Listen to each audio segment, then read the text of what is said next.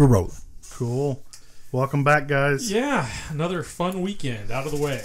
Yeah. Well, last week we recorded the podcast that never happened. Yeah. It went into space and never came back. It never came back. Jacked that shit up. Yeah, it just... That's all right. I did a couple of those in the beginning. Remember, I lost one or two of them, so... No, it's too much fun. You're forgiven, Graham. Well, it was one of those things where I had released a recording one time that was how I look. It was very raw. I just wasn't going to do it a second time. Right on. So, yeah, I don't blame you. Well, what'd you guys do this week? So we went. Well, we had we're trying to do lunch at different places now instead of just eating at the same place, and we met at a place in Tomball off of 2920 called Every Bellies. Yeah, I was at this one. That was pretty good, actually. It was. I enjoyed that a lot. Yeah, it started out. So anybody that's not familiar, Every Bellies was a couple girls that started stuffed baked potato wagon. They were doing at events and stuff, and they actually caught on, and they got a physical place now right off the road. Right. It's a nice little place, small little building with a nice porch. Kind of outdoor. It's like outdoor amenities. Yeah, it's very cool. It's definitely like a lunch place to go that you go like during the middle of the day. But my food was like freaking phenomenal. It was really pretty good. Yeah, I had the Frito pie baked potato. Yeah, my dad would like that one. Awesome. Yeah, that looked really good. Well, so when I ordered, and this, you guys have seen this happen to me 100,000 times now over the years we've been eating. I'll order something, and then something else comes out. Yeah. I think one of you guys is slipping him a $5 tip to fuck my order up. So what was it that deal? You ordered something, but your face was saying like it must be hickory. Yeah, so it's kind of like when Harry Met Sally goes to lunch. You know how she always ordered the pie and everything on the side? That's what it's like going to lunch with Ken. It's like, pretty much. God, just go first. So when I went there, I ordered a hickory smokehouse burger. Really straight up. He did order right. You want everything on it? And I said, sure, I'll take everything on it. And so when we were sitting at the table and our food came out, I saw this really nice Frito pie. Baked potato, and I think, did you have the buffalo chicken? I had, because they said the buffalo chicken. You had that because I normally ask them what is their most popular thing, right? And it was everything they said it was. Sure, and then so when she put mine down, she goes, "Oh, and a Cajun burger for you."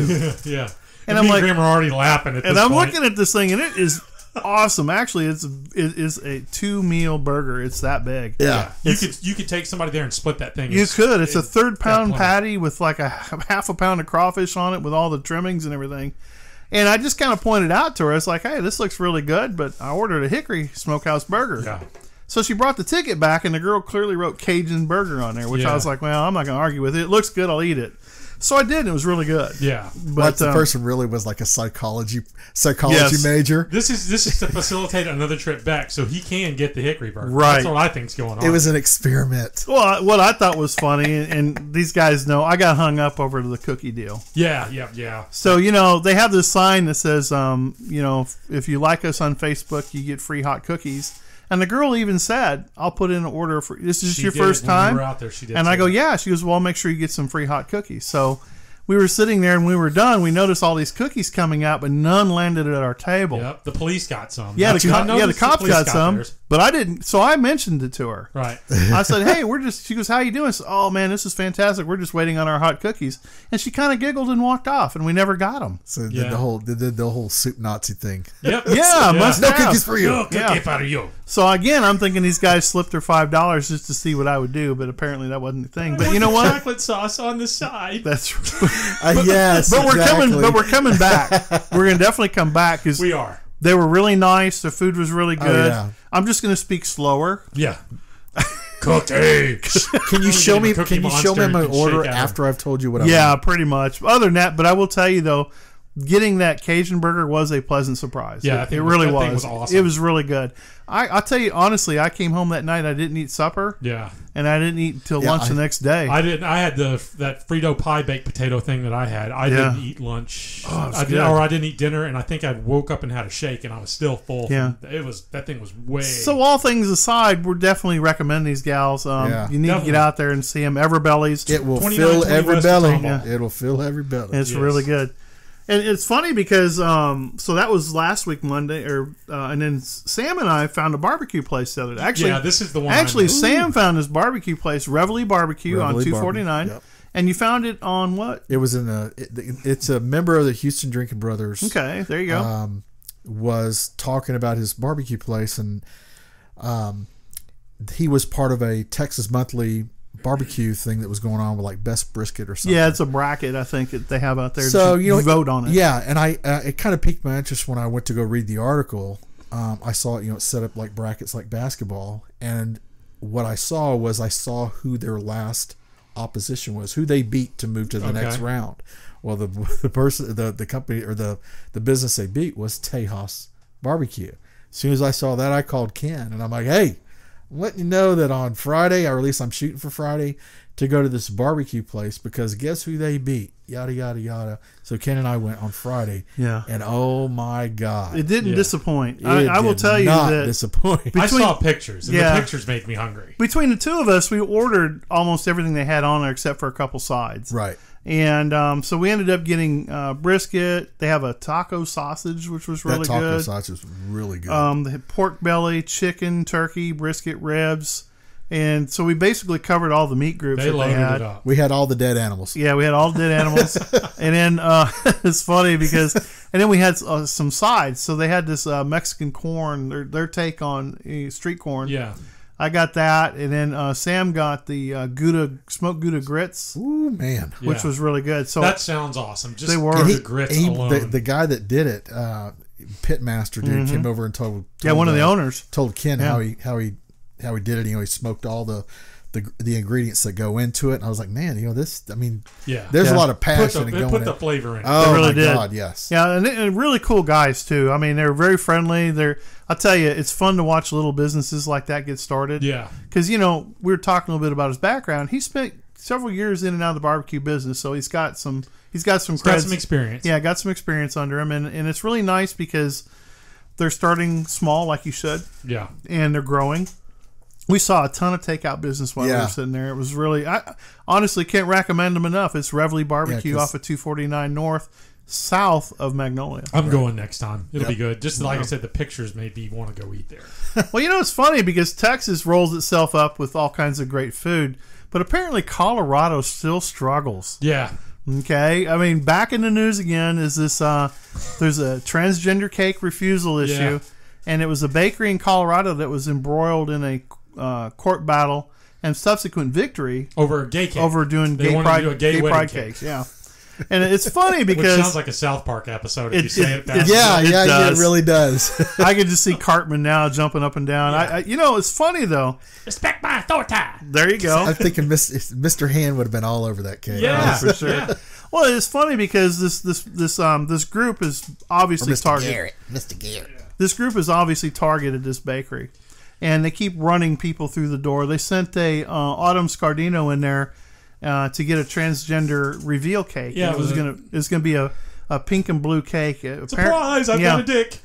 Right. Well, can't you just send that in a card? I mean, you really need a cake for this occasion. So it's like, what I was thinking, why don't they just do it like a king cake? Okay. Yeah. So if you eat a king cake, there's a little baby in it. What if they just had a dildo in the cake or something like that? You know what I'm saying?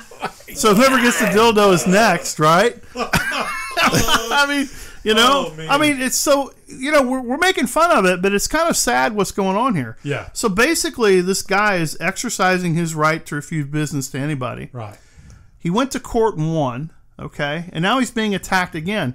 And it's like, okay, look, people, we kind of get it. Now, he has his right to do what he wants to do. And we're kind of split on this thing, okay? Yeah, so we are and we aren't. We have different opinions of that, I think, how he should approach this I think the approach is the definite issue. So personally, for myself, I would have made the cake, okay?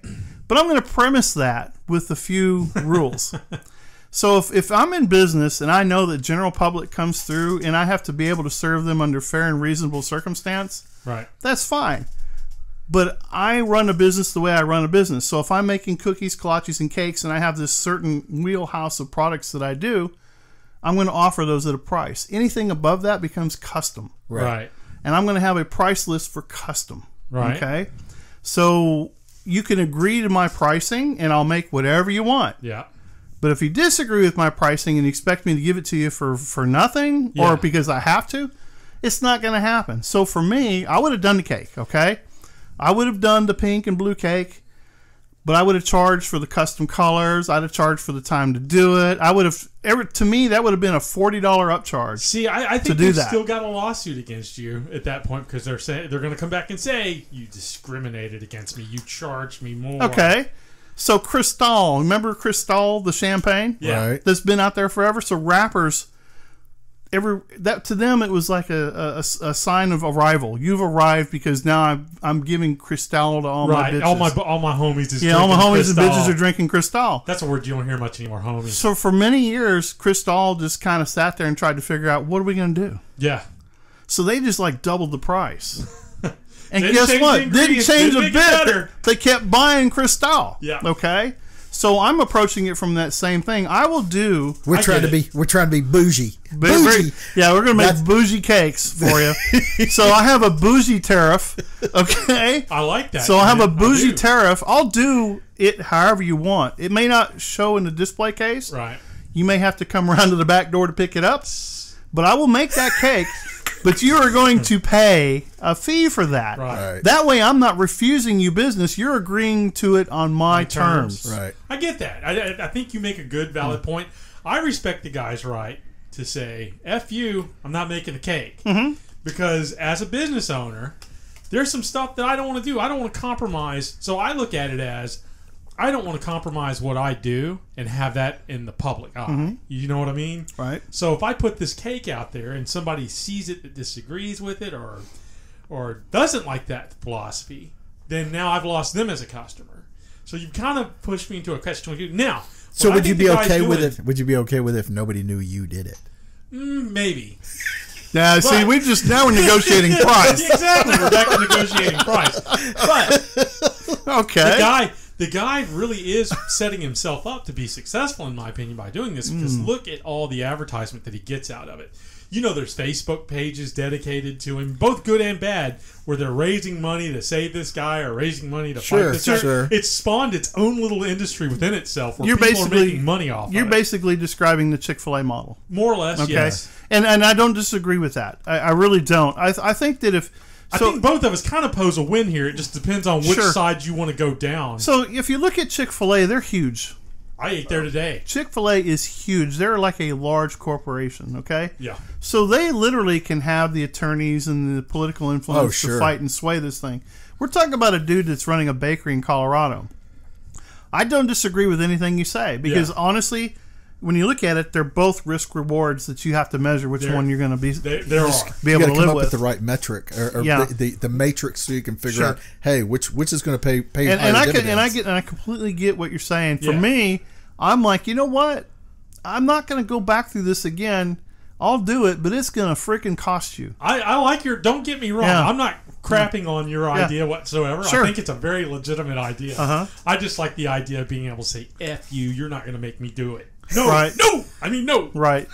Eat those peas, young man. No. Yeah. You make a cake, and in the far corner, you make a little emblem of yourself flipping them off. Right. That's Graham.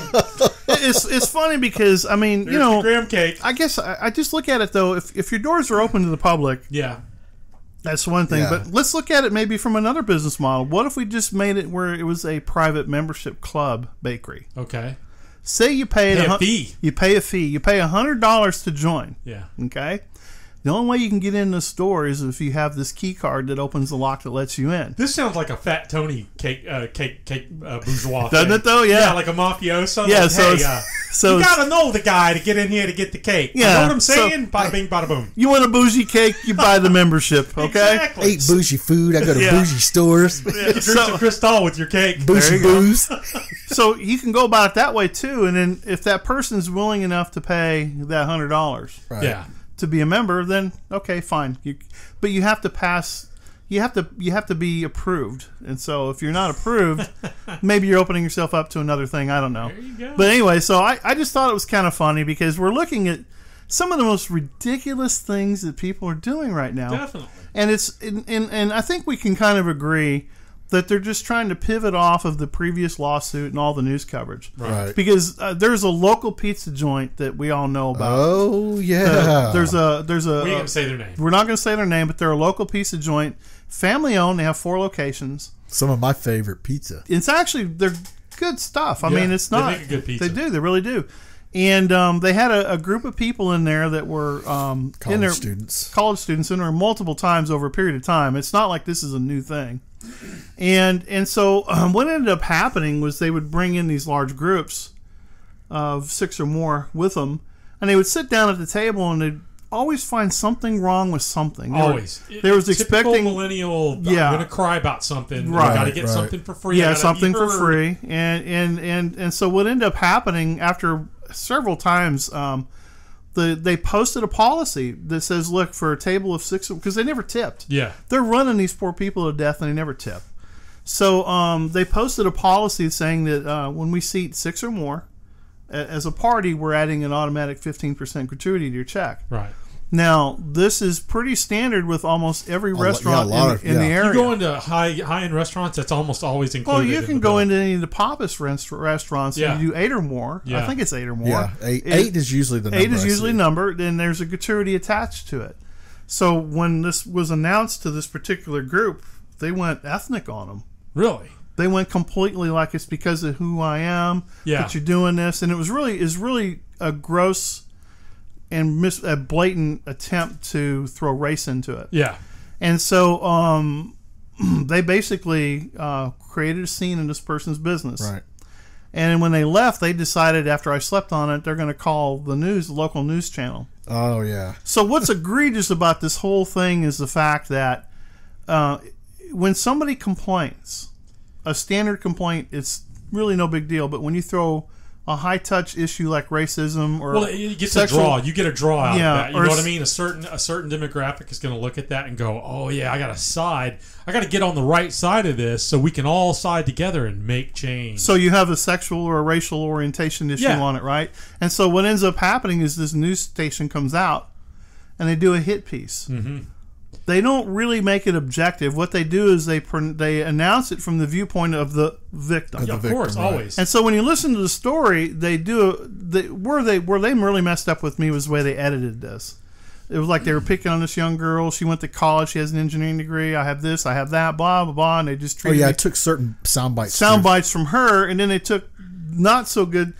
And they took the worst part of what the guy had to say. The girl, the manager of the restaurant. Right. So here's kind of my dilemma with that. First of all, much like the Denver place, you need to be careful who your spokesman is for representing your company. If a news agency shows up on your property, they're doing a report from outside my building with no participation from me. Right.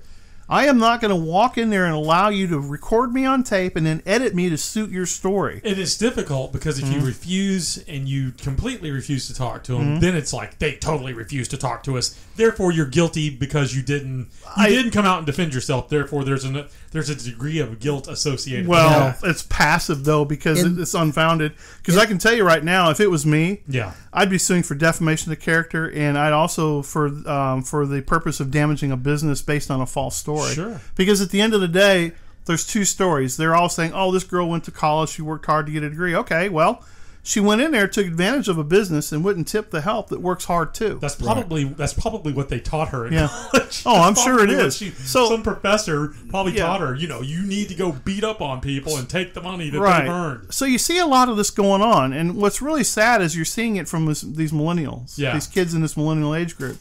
So let's fast forward to some current events that are going on, like Team USA Soccer. Right. So we have Team USA Soccer, the women's division, and they're really good. They are. They're 13-0. Yeah, they beat Thailand 13-0. Yeah, and the whole thing. I think they beat Chile too. They beat Chile 3-0. The only reason why we brought them up was this 13-0 spanking of Thailand.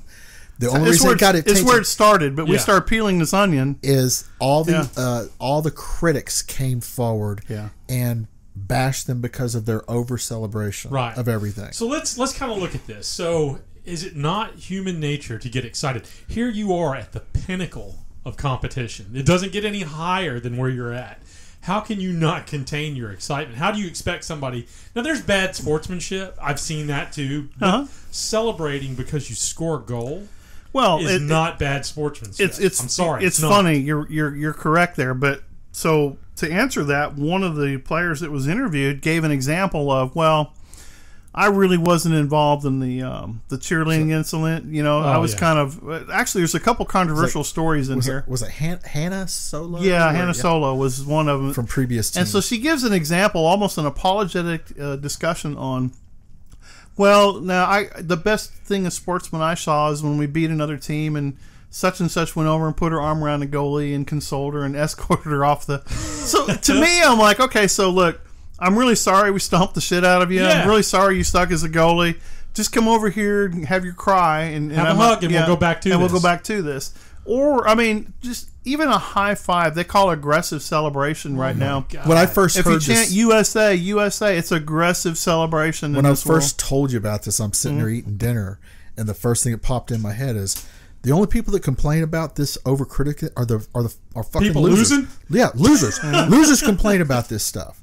So I like what they did with Chile. What they did with Chile when they scored the goal was the golf clap. Yes, yeah. I thought that was awesome. Oh, that was okay, a total in your face. Yeah, pretty much. That's basically an FU to the people that were complaining. Well, it's funny. I like that. It's funny for me, like, contrary to some conversations, when it comes to sports, I'm not really a gigantic celebrator either. Yeah, I'm not one. I like to quietly go out there and just kick your ass. Yeah. And just kind of look at you and smile as I walk off. Because to me, that smirk is like I own your ass. Yeah. And I'm going to own your ass again and again.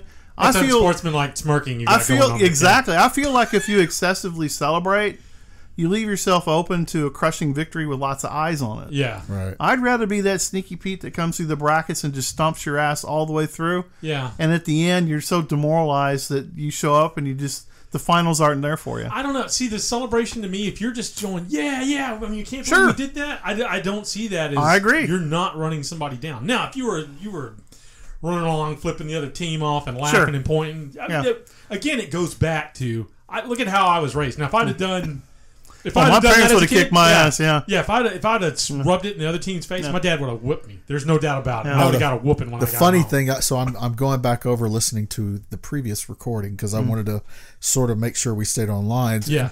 And the previous recording, at the end of the game, the teams line up and they basically shake hands. Shake hands. That's sportsmanlike. Now, one of the things that occurred to me, so Ken had a really good explanation of the reason of why this is done.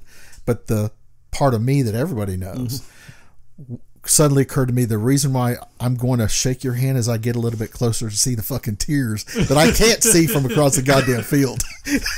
Well, it's funny. So the whole lining up is, and in passing, goes way back to jousting days. Yeah. So typically when you pass and review and you're acknowledging the victors. Yeah. And it's a sportsmanship thing. It's been going on since the Greek games. Yeah. And I think there's, when we teach little league kids sportsmanship, we should have this. Because I don't disagree with, the whole Conan thing where it says drive your enemies before you. The speech. The speech. Hear the lamentations of the women. Feel and all stuff like that. Yeah, that's very... It is just a speech, okay? Yeah, I get it. You're lucky to be in a position to make the speech. Right. So to me, I think it's, if I had a kid that didn't understand that today you're winning, but tomorrow you can lose. Yeah. I just don't like, when you get ahead of yourself. Yeah. What I think you do is you set yourself up mentally for that. I'm a firm believer in karma. I'm the most superstitious sports guy on the planet. So I participated in multiple levels of baseball and basketball as a kid. Yeah. Okay, and I had very much a ritual that I lived on. And if something was out of kilter, it would mess my game up. So I would have something to blame my loss on. That's fairly normal, though. I saw that through growing up in sports. Sure. I mean, everybody had one. The pitchers, a lot of the pitchers had that. Right. The day that I stand there up front of, I couldn't stand Mark Gastineau. Yeah. I could not stand when he would tackle somebody, he'd stand over him like that. Because if it was me, I'd cleat you in the nuts. Yeah, oh yeah. I would literally I'd stiff your leg right in the nuts. And another guy I couldn't stand was Bill Romanowski. I hated that guy. You got me because that's where I was. I hated that guy. Oh, that dude was spitting. You spit in my face. I'm going to go to the you. bench. I'm going to get the Gatorade cooler. I'm going to stuff your head in it. I'm going to beat it like a drum. Because I'll tell you what, go hockey on you. I'm telling you, that guy's an asshole. Now, I will tell you though. So when you look at guys that are victorious, I mean, I like Ronnie Lott. Yeah. So I'm going back a few years. Ronnie Lott would knock the shit out of you. Yeah. But then he'd help you. And he'd help you back up, man. Yeah. You know? Good play, man. Good play. And he points you to your bench. Hey, your bench is over there. You couldn't find it. Can't wait to do this again. Yeah, can't wait till next time. I'll feel next play. So, I mean, there's some athletes out there. I just like the professional athlete that goes out there and does his job. Sure. Clapping, celebrating victory, chanting USA, there's no problem in it. Yeah. But it reveals a bigger problem. It's like what we do is we end up now in this apologetic society. We spend all of our time apologizing for being humans. Exactly. Okay? And that makes you a victim of whatever cause of the day is out there. And what I think is really funny is when we sit there and we look at all the things that are going on in this world, we have anti this, anti that. It's mostly gravitated towards men now, and especially white men, which is really sad because after they run out of white men, then it's going to be black men, then it's going to be they never stop. Your day is coming. Every day is coming. So the one I thought was interesting was this whole petition going around to change Father's Day because we just celebrated Father's Day. Yeah, yesterday.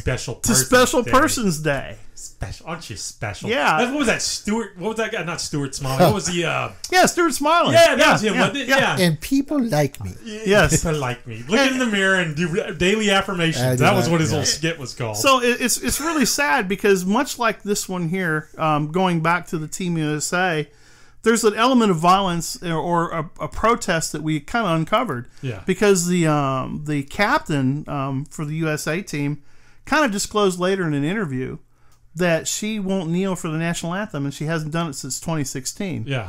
And what's unfortunate is all the things she cited were all the things that could be related to male outrage. Yeah. But also, too, since the election of a certain president. Right. Yeah.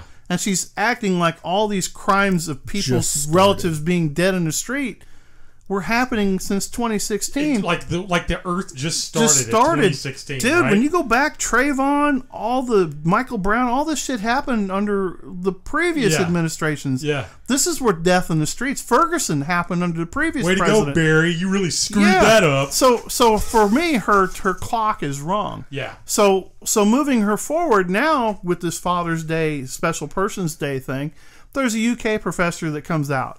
And she openly admits that she has daughters and they don't yield to men. Okay. Particularly in public. She clearly states that when we walk 3 abreast. Yeah. And I teach my kids to not yield. And they're holding hands. Holding hands like a protest chain. Yeah, like a protest chain. Yeah. And then she openly teaches them to disrespect people, especially men. We don't yield to men. Okay. Up to the point to where they confront them and headbutt them. Yeah.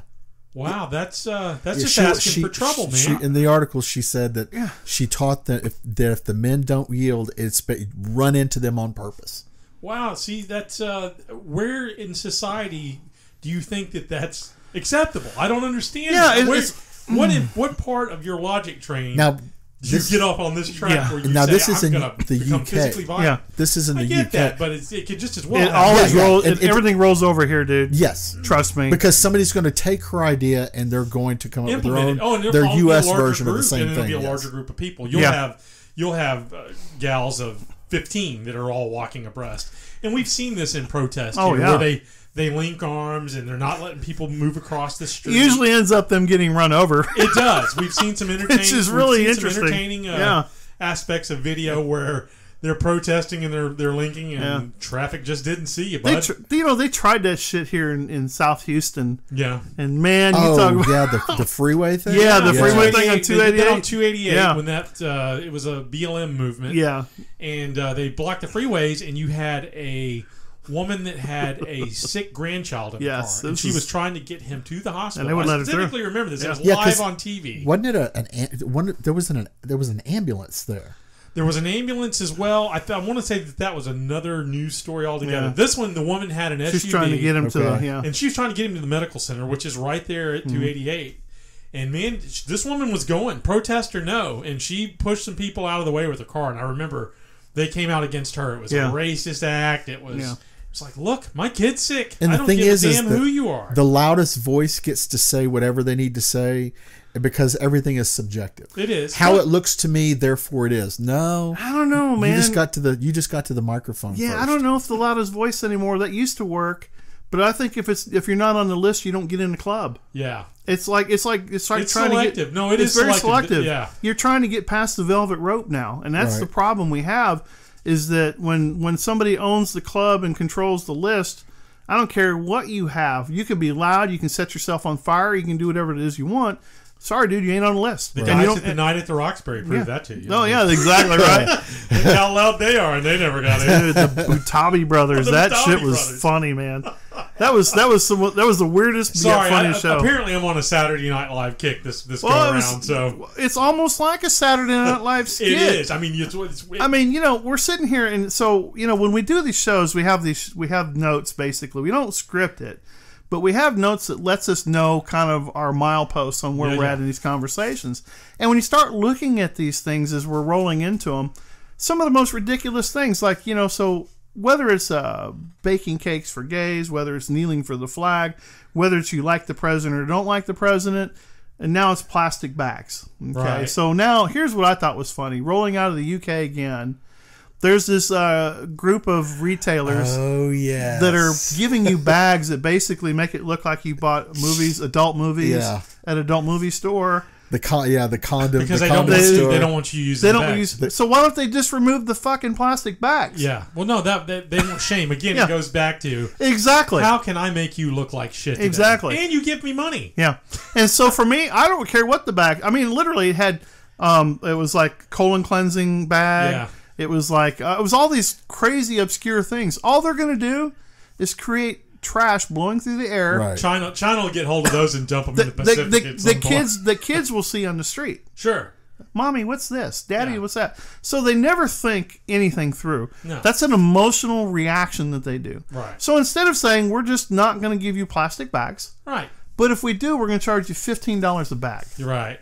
Going back to my cake scenario. There again, Ken is always thinking with the money, and I like that about Ken. Go back there. The thing I find amusing is anytime anybody gets just overly emotionally charged, and that's what they base their decision on, is because I feel so much this strongly. way. Oh yeah, I'm gonna. What makes me feel better right now? I don't care if I burn shit down. That's the thing I find pleasure, because I laugh my ass off. Well, we do. We sit there and do because it doesn't affect us. But these people come at you with such disingenuous intention. Yeah.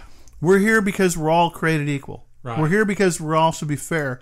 Until I decide it's my turn to shit on you. Yeah. And that's what they do. They basically, like when you shame somebody, that's no different than fat bullying. No, that's no different than bullying a kid with a disability. That's no different than bullying somebody because of their economic situation. It's still bullying. Yeah. Right. So you can't champion it by using the same mechanism that you're trying to defeat. Right. And this is what gets me about people when they jump on these bandwagons. It sounds like, oh, it's okay today. No, it's not okay today. If bullying is bad, then don't bully. Okay, the don't leftists become the antithesis of what they claim to despise. They really have. I mean, they've become what they say they most despise. Well, their whole thing is to redirect and reblame. Exactly. So that's what they do. They feel like they're going to identify. Right. Then they're going to go out and put it on loudspeaker. Then they're going to basically dodge. Yeah, they're going to do whatever it is they do. And what I think is really sad is so we see this huge upbringing of just crap. And what I think is funny is we're going to talk a little bit about some people that are actually backtracking this. Right. So a while back, right now actually there's a battle going on with this guy that owns Camping World. Mm-hmm. So he bought Gander Mountain. Remember all that? Yep. And so his name is Marcus Lemonis. I have no problem saying that. He's a guy from, I think he's from Beirut. I think he's from the Middle East, Lebanese, right? Lebanese, yeah. I'm pretty sure he's Lebanese. Really? And he's a very successful business guy. Right. He actually has a TV show that helps people out of bankruptcy. And he's not stupid, okay? Nope. But what ended up happening was this guy made a huge political gaffe. Okay. So, and I know, Sam, you and I talked a little bit beyond this, but in 2016... however he meant it, however he said it, the way the world heard it was, if you voted for Trump in 2016, you're not welcome in my business. It was in relation to the whole North Carolina, the Charlottesville thing. It's the Charlottesville thing. Okay, right. So but it ended up. So this is another example of when you say something, how the media will take it and just run it. Right. Whether it's conservative or liberal, both sides are guilty of sensationalism. Oh, sure. And so basically, it's out there that if you voted for this guy, you're not welcome in our business. Well, now he's embroiled in this huge battle with a couple of states. Yeah. Where over his Camping World, he has these gigantic, beautiful, waving American flags. And they're on his property. They're contained within his property. They're almost in the middle of his property. Totally within his right. Within his right. The city comes and says, no, the ordinance says you can't fly a flag bigger than these dimensions. Right. Which is basically a double-sized standard American flag. And he's like, well, look, it's an American flag. It's my right to do this. Now, remember, this is the guy saying, this is my right to do this, okay? Right. But he's telling you that how you voted doesn't give you the right to come into my store. Right. Is how I look at it. Yeah. So now he's using this American flag as basically a way, I think, to rally people back behind him. Yeah, it's a kind of a gimmick thing. It's a gimmick thing, I feel. Now, he may be passionate about it, whatever he wants to do, I don't know. But nobody's going to bash him for it because you are talking about the American flag. Yeah, the American flag. So you're in a canard. Yeah. Okay, you're basically in a canard where you don't want to be received as I hate the flag. So you have to carefully step your way through how you argue this thing, right? Right. So we have this guy doing this, and it's much like the Giffords thing. If you remember, which was really sad. And honestly, and I just want to point this out, the person that shot Giffords was of her political party. Yeah. Is a big leftist. He was extremist. He was not a member of the NRA. Nope. And he took a weapon and he shot her with it, and with the intent to kill. Yep. He didn't kill her. Okay. And so, honestly, it's sad that anybody does that. I don't ever want to see anybody. No, really don't. It's not right. But he did it because he was being a zealot. Because our theme is zealots right now. Yeah. And so, because sometimes zealots are funny. Yeah, because they can be funny. They're cuddly little crazy pets that like ferrets. You just can't do anything with them. Yeah. So what's really sad? You just don't feed them after midnight. So what ends up happening is now her husband, an astronaut, gets caught trying to make an illegal purchase of an assault rifle or a semi-automatic rifle. That had made the rounds. In fact, they had her shooting an AR-15 at the range after she called for all that. I remember that. Yeah. Shortly after this happened, and she had recovered. Right. She had the big push on her and her husband. For whatever reason, his name escapes me right now, but I know his face. I can see it. We just call him Gabby's husband. Yeah, because that's what he is. He's Rocket Man. Little Rocket Man. Anyway, they had pictures of him and her at the range shooting AR-15s. I thought that was very comical. And it's basically it's hypocrisy at the highest level. Oh yeah. So now he's basically falling back on, hey, look, I was an astronaut for America. Yeah. I was this great guy. Yay. So he's taking so much political heat. Yeah. That now he's rallying behind America. I'm pretty much John Glenn. Yeah, pretty much. That's kind of how it is, right? I was the monkey that went up before John Glenn. Yeah. So again, you have people that are going against specific parts of the U.S. Constitution, yet they're trying to wrap themselves in the flag of this thing. Right. And what I think is interesting is there's a company out there that we talked a lot about in the past, is Dick's Sporting Goods. Oh. Okay. The prime example of train wrecking. Yeah, this is a train wreck of the highest order. So, and so I'm going to be a little. So you may or may not see where I'm going, but I think it'll come around to you. Yeah. So when I looked at the Dick's Sporting Goods thing, this all happened after Sandy Hook. Right. Which again is another tragic shooting carried out by a mentally unbalanced person that believed completely opposite of the group that they're blaming the reason for. Sure. And so and he wasn't an NRA member either. Neither, we're not endorsing him. We're just saying that they're using that buzzword as a fact, as a rallying cry. So what ended up happening was Dick's Sporting Goods had been in some problems financially before. I think they overextended themselves on their, and they start building stores. Yeah. And so they decided that it'd be a good idea to remove semi-automatic rifles of a particular color out of their stores. Right. Just before Christmas. Just before Christmas, when people had layaways and placed things on order. And they basically sent everything back to their distributors that they bought. In fact, they stiffed. There was a large manufacturer that they stiffed for, I want to say, around 30 or 40 grand worth of order. Yeah. They had already ordered, the company had already began the manufacturing process, Wasn't and it they like basically called up after that had started, and they Spikes said, or something forget like that? you. I forget what. There's a couple companies Anyway, that they yeah. got, yeah. So what ended up Are happening... you asking who it was? Yeah, Oh, it doesn't matter. Yeah. So what they did was they stepped out on this, and the backlash was huge because they forgot Yeah. that people that are supporting of the U.S. Constitution and the Second Amendment also hunt and fish. Right. Right. And so he really basically shit the bed on this one because the boycott was huge. The financial impact was even worse. Okay. Right. Yeah. So what do you end up doing with the Dick strategy when you start looking at it? You start saying, was he a turkey or was he a genius? Okay. Okay, so I look at it as I think he was a marketing genius. So, because you and I, we were offline talking about this. Yeah. So what you start seeing with businesses are, we live in an age now where these controversial subjects are out of the closet, and they have a huge grassroots following. So if you want to sell guns to 2A guys and you want to divorce yourself from them, you have to find yourself another financial group to support you. Right. Right. So you look for the Birkenstock hemp-wearing outdoor camping type. Right. And then you find out whether that's a beneficial union. Yeah, whether you find it's a beneficial union. Then you speak against all the things that they're for. So that they Apparently come it rallying. wasn't beneficial for them. Some come rallying to their aid. Well, what they've done though is they've shifted a support from their corporate sponsorship away from the hunting and fishing more into the clothing side of the business. The old pivot. Now, what ends up happening is what they didn't realize. This is pre-Amazon kicking the teeth out of everybody. Yeah, yeah. So here comes Bezos and Amazon just rolling up with trucks.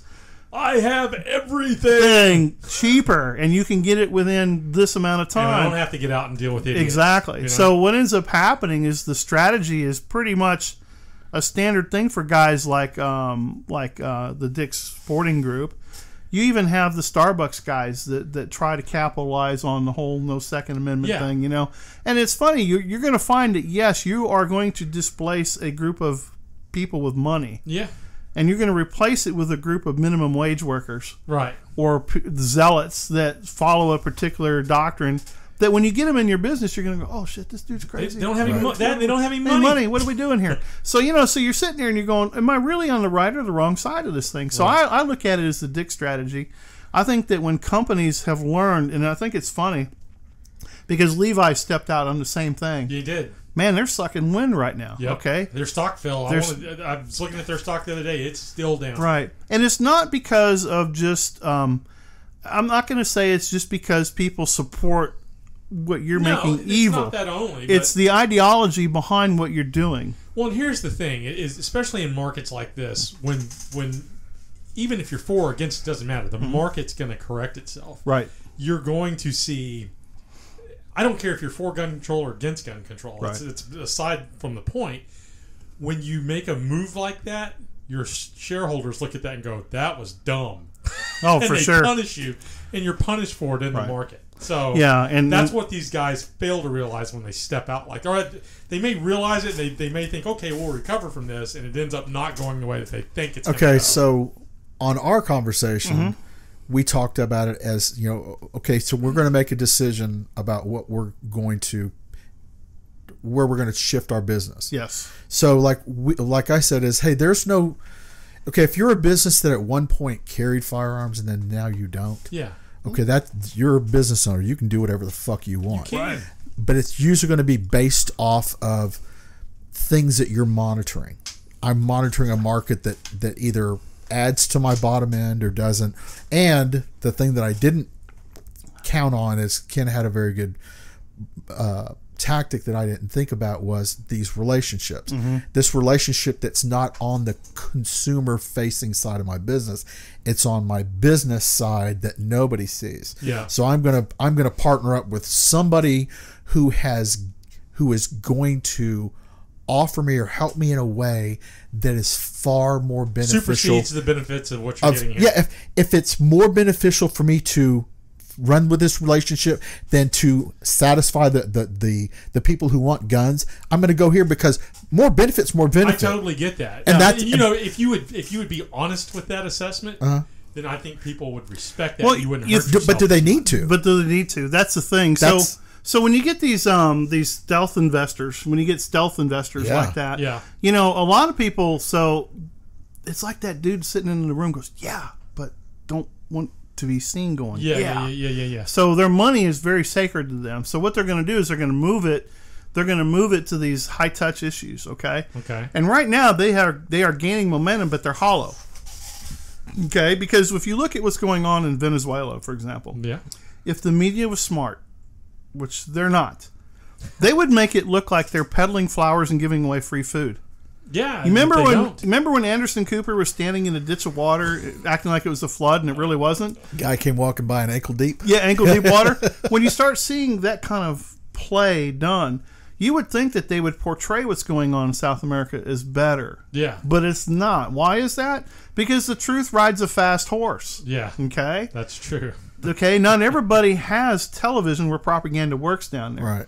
So the only thing that works is old school like radio. Or by print, banners where they're pasting shit on the wall and getting shot. Skills. Yeah, well, they get shot for posting bills on the walls. Right. So, you know, so what ends up happening, like I said, that truth comes to light really quick.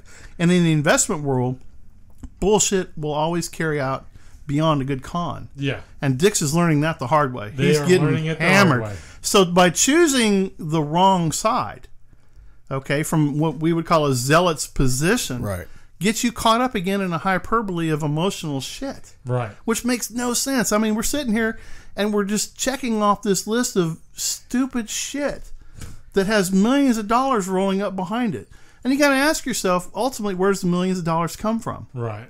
Okay, a lot of it's coming from out of our own tax dollars funding these crazy ideas. Right. You know, so that's what's the most painful out of all of it. And you can't. There's nothing you can do to stop. No, we're sitting here watching it happen. So what ends up happening? Elections do have consequence, and I know this thing took a turn that I didn't think it was going to take in my mind.